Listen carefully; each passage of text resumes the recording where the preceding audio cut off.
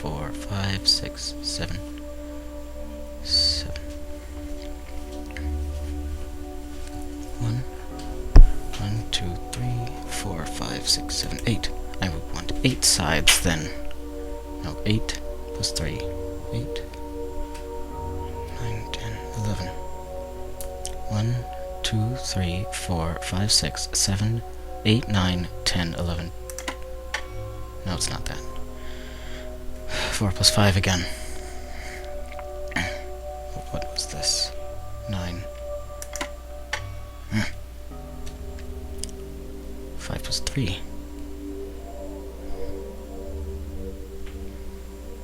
8.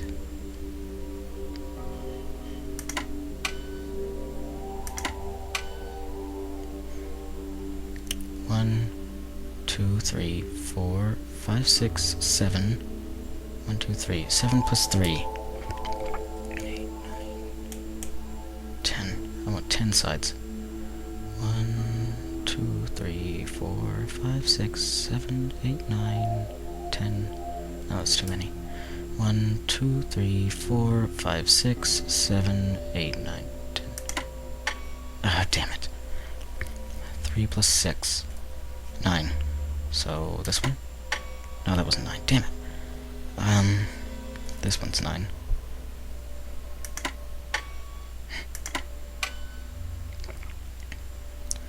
Eight plus 4. It's 12. This one. 5 plus 4 is 9. 9. I want 9. 1, 2, 3, 4, 5, 6, 7, 8, 9. Almost there. One more. 3 plus 1, 2, 3, 4, 5, 6, 7. 3 plus 7. That's 10. 1, 2, 3, 4, 5, 6, 7, 8, 9, 10. Did it! Alright, now we can go through, finally! Alright. You're still there? They're very slow eaters, apparently. Oops. I still want that to be 9. That should be green. I mean red. This should be green. This should be yellow. This should be blue. Yes. That's our second gear. The reversed colors. And so we can go in and meet the rest of the Selenites.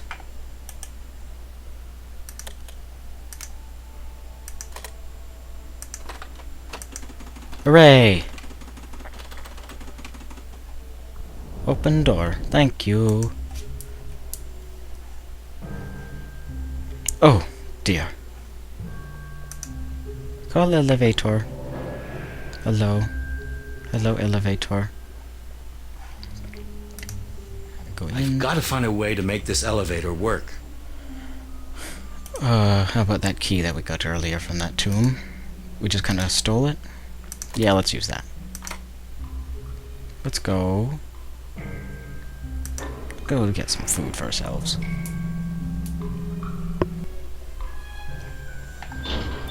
Hooray! The elevator carries Ardent far into the depths of the moon. The A depths of welcome the moon. committee is waiting for our traveler. Consumed with curiosity, Ardent discovers that these Selenites resemble those who had built the necropolis. So lunar civilization hadn't disappeared after all. Ardent doesn't have to be asked twice to follow his hosts. He is led to a room that would seem to be an office, where he is left alone with a Selenite dignitary. The Selenite dignitary is not a very nice person, but he doesn't outright want to kill you. The Selenites just want you out. Well, well, Earthling. Disturbing the peace in our woods and countrysides wasn't enough for you? You even had to penetrate our mountains to sow discord and chaos? But you speak my language. Of course. As a dignitary of the Second Circle in the service of His Flamboyance, the Supreme Ruler, I can access a quantity of knowledge. How did This you learn that I flamboyance. came from Earth? It's obvious. We Selenites have been acquainted with Earthlings for some time, and that's why we considered it prudent to place you under close surveillance. Hey, a conch shell. As soon as you got here, a tiny insect landed on your clothing. It keeps us constantly informed of your comings and goings. Don't bother removing it. We have a myriad of them at our beck and call. They fly everywhere and examine every new object they find, so nothing escapes us, neither on the surface or underground. Oh, dignitary, it is hardly courteous to spy on foreign visitors. Dare to speak to me of courtesy? Oh boy. You barely arrived when you were already guilty of throwing dangerous objects, pollution of the woods, and grave robbing? I conclude from this that you are a savage, scarcely evolved from the state of the lowest animals, Oh. like all Earthlings. That's a very severe judgment. Well, You think so? The insect spy you're carrying around constantly measures your intelligence.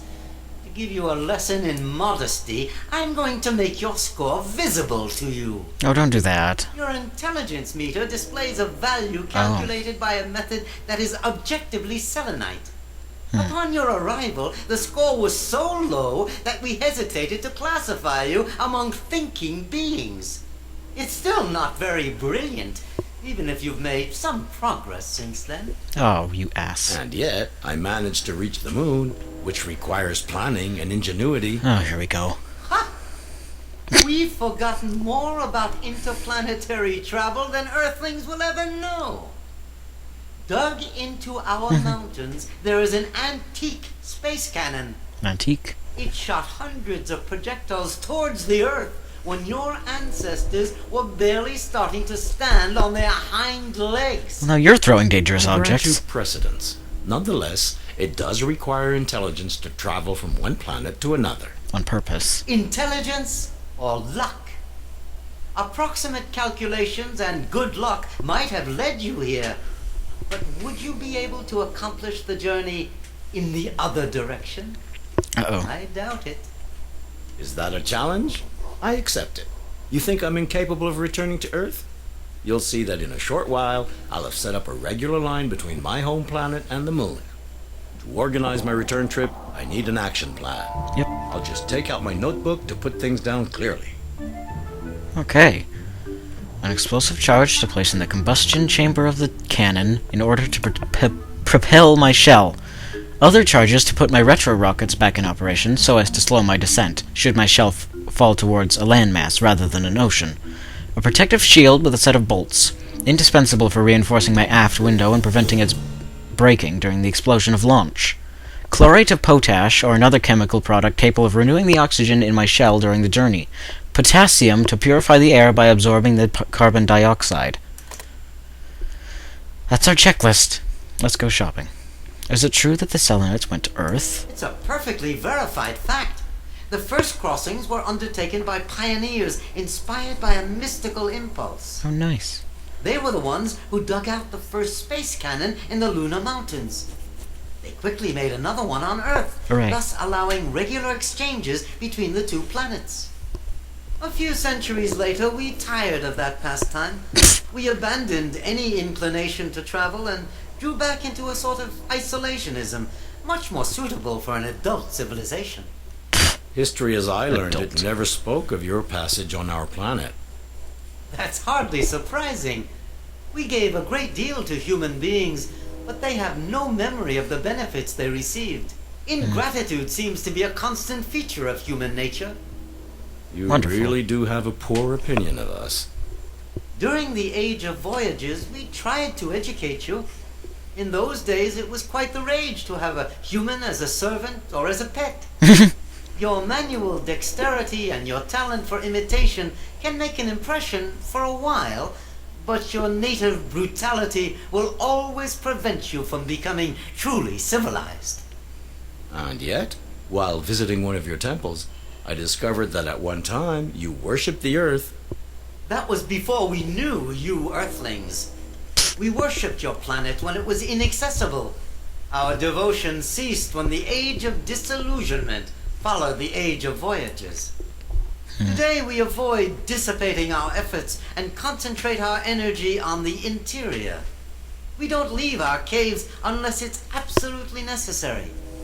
The mere fact of going up to the surface is considered vulgar. Ooh, gross. The surface? God forbid. Is it true that the cell... No, I just did that. Do you have a laboratory, or any other technical installations? Naturally. The laboratory is on level 1, where there's also a lumen production unit. Okay. Even lower, we have a room devoted to the ancient techniques of the Age of Voyages. Meh. I need to get into those installations in order to prepare my return journey. How can I do so? By plugging the proper hierarchical keys into the control panel of the elevator. Suspend dialogue.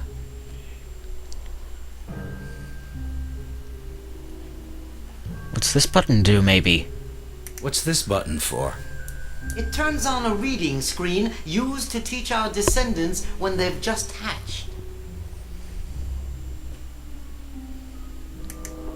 You've decided to learn to read our writing? We'll see if you're able to. Yeah, Ideograms will be displayed in front of you, Earthling. Try to guess their meaning. Well, okay. That, Correct. and that's 0. Correct.